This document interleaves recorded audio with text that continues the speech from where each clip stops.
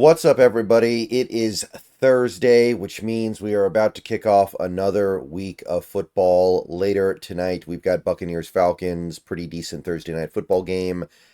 By the way, after the game, we will be doing the stream with the Hawks Nest to talk a little bit about the Lions game and look ahead to the Giants game.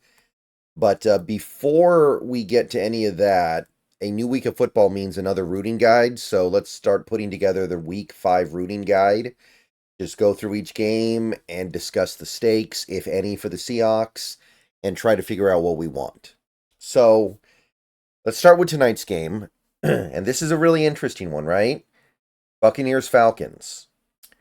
I said before the season that I thought the Falcons were going to be a good team this year. Then, first couple games of the year, I saw Kirk Cousins playing football, and I was like, I don't know now. But they're 2-2, right? They're now 2-2. They've beaten the Saints. And I'm looking at this and I'm thinking to myself, okay, on the one hand, you've got Tampa Bay. They're better off right now, right? They're 3-1. Falcons are 2-2. So maybe you want to drag Tampa down a spot. At the same time, if the Falcons win this game, you're really going to have a little bit of a mess in the South. You're going to have 3 competitive teams. So you could definitely make an argument that you'd prefer a team like Atlanta gets flushed away so you don't have to worry about them later. And if Tampa Bay runs away with the division, then so be it. We're probably not going to be in close competition with them. So this one's hard. I could go both ways. I think I'm just going to use the tiebreaker and just say we play Atlanta this year, so we want Atlanta to win for strength of schedule purposes. But it's not much, right? And it really depends on your perception of what these teams are. Do you think Atlanta is legitimately good, or do you think that Kirk Cousins can't really plant his back foot thing will ultimately sink them? But I'm going to say we want Atlanta to win. I could definitely be persuaded to the opposite argument, though. Okay. Now we go to Sunday, and we do have a 6:30 game this time, a London game. Cool. So that'll be a game that I'm probably not watching. Although, quite honestly, this is actually a very intriguing game for the Seahawks, and we have no choice but to hope the Jets come through. Seems like a big ask, but we need the Jets to come through, knock off these undefeated upstart 4-0 Vikings. AFC on NFC, it's always going to be a slam dunk when you're talking about AFC on NFC, especially when it comes to a team like the Vikings that is off to such a good start. And remember, we play both teams this year, so there's no strength of schedule stuff that we have to even really think about. So strength of schedule, either way, one team wins, one team loses. Unless there's a tie. But even then, that doesn't affect strength of schedule either way because we play both teams. All right, now we get to the 10 a.m. slate. We got Panthers-Bears. I know the Panthers obviously look a lot better the last 2 weeks. Still hard for me to believe they're any kind of a threat. Meanwhile, I'm still not completely done with the Bears, man. The Bears, there are some really good things about that team. They just need better offensive line play. So if the Panthers could maybe knock the Bears down a tad, get them to 2-3, get both these teams in an early 2-3 spot, I'd prefer it. I don't need the Bears hanging around, sticking around 500 until maybe week 10, week 11. Then they get that continuity up front, and then suddenly they're like, okay, we're a good team now, let's go. Now, we do play the Bears this year, so there is that strength of schedule argument, but I think that's outweighed by the fact that I think the Bears are an actual NFC threat. Excuse me. Okay, so that's for that game. Ravens-Bengals, nothing really going on here. I got nothing. We don't play either team. Let them do what they do. Yeah. Root for whoever has the prettier uniforms. Dolphins-Patriots, that's going to be another one that's just kind of a shrug of your shoulders. We played both teams already, right? We beat both teams already.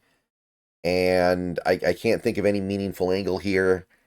I guess if you really want to play it out, the Dolphins are probably going to have a worse season, depending on when Tua comes back, right? That's the thing. We don't know when Tua is going to come back, so it's really hard to calculate this stuff. But if the Dolphins really are going to be this like 2-win team or 3-win team this year, we'd probably prefer they keep losing so that way they get the top pick and keep it out of the NFC. But that is really hard to project. So realistically, there's nothing to say. Browns Commanders, this is a little bit of an ask, but I'd sure love if Cleveland could stop this nonsense going on in Washington right now. Washington, 3-1 start. Their offense has been unstoppable through the first 4 games. Well, last 2 games, really, if you're going to be more literal, but their offense is killing it. They're doing some great stuff over there. Very impressive football they are playing. And if Cleveland could spring to life for 1 week and put a stop to the nonsense and just say, okay, we are going to knock the Commanders back to earth and remind them that they are still a mediocre football team, that'd be nice, right? Because it's starting to look like the Commanders could win the division. It's not a very good division, which is the main reason why I say that, but it's starting to look like it's on the table. Colts, Jaguars. If you want to maybe raid the Jaguars' talent stocks for a player to trade for, you probably want them to keep losing, I guess. But that would require this team, this Seahawks team, to actually have an interest in trading for somebody, which, who knows? So realistically, there's very little going on here. I guess we want the Colts to win, but there's not really anything super compelling to argue that except for hypothetical fire sales that you may not even participate in. A team in the division, the Niners, could participate in the fire sale, and then it hurts you. So, whatever. Bills, Texans. I guess we play the Bills this year, so we probably want Buffalo to take the dub. It's not a big deal otherwise, though. It's AFC on AFC. I can't really think of anything else to say here. Bills, strength of schedule, get the win, and that's it. It's a very, very small piece of the puzzle, of course. Raiders, Broncos. Again, we're forced to make a strength of schedule argument. This is, by the way, the first afternoon slate game, 1:05 start. So we got the Broncos, Raiders. We played the Broncos this year, already beat them, so I guess strength of schedule-wise, we want them to win. Again, it's not much, but it gives us a little something, a little bit of a carrot as we're watching that game. All right, Cardinals, Niners. If the Niners win this game, it's not without its value, but we're definitely Cardinals fans this week, right? Because this Niners team is currently very beat up. There's going to come a time where they're not this beat up. They're probably going to be beat up all year because that's the pattern they're in, but they're not going to be this beat up the whole way. So the more losses they take right now, the better. So we are definitely Cardinals fans. I will say that if the Niners win, it's not all bad because the Cardinals would basically be buried at that point, 1-4. They're not coming out of that. But it's clear which one is preferable. And then another big one, all these afternoon games are crammed together for the NFC West. We got Packers, Rams, and this is a big one. This is an opportunity to basically cut the head off of the Rams. They're not coming back from 1-4. They can be a competitive team later in the year when they get some players back, but 1-4 basically sticks them deep in the hole. I don't think they can climb out.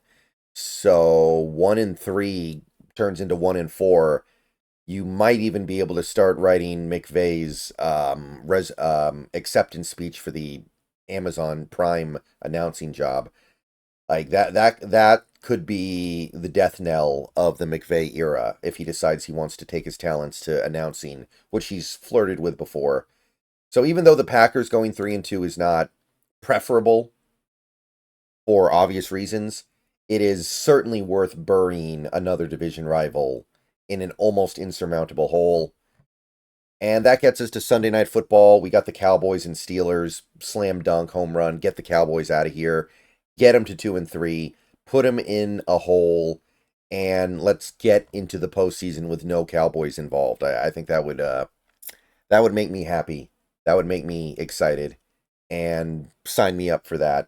So that's an easy one. And then we have another easy one. We would like the Saints to continue their slide. 2-2 Saints. If they go to 2-3, that NFC South, which looked very crowded last week, will suddenly look a little more manageable. So that's an easy one. AFC on NFC is always going to be pretty easy. And that's it for this week. So a lot of games that didn't really mean much, but there's some stuff that we definitely got to pay attention to. See you guys later. Go Hawks. By the way, the reason why this video is shorter than usual is because we have 4 bye weeks that reduce the number of games. So that explains that. I'll see you guys later. Go Hawks.